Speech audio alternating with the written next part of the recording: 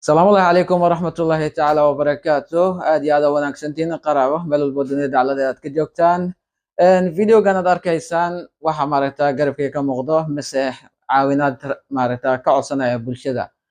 Waa Maxamuud Maxamed Lafagari oo inta badan aad ku barateen inuu maaragtaa dadka asaga caawimaad uu sameeyo. Maanta dadweynaha wuxuu ka codsanayaa maaragtaa in la garab istaag loo muujiyo waxa maaragtaa walaalkiis lagu haystaa aan yiraahdo Liibiya.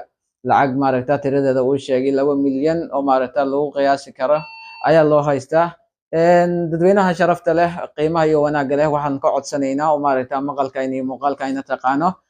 Maxamuud Maxamed Lafagari waa nin maaragtaa dadka aad ay ugu weyn yihiin inta badanna dadka caawiyo. Waxaan rajaynayaa maaragtaa inaad soo garab istaagi doontaan, aad soo caawin doontaan walaalkiis halkaas lagu haysto misna halkaas saan loogu jiro dilay aad arkaysaana aad maaragtaa ka danqan doontaan. aad maaragtaa halkaad ka furan doontaan. waad mahadsantiin.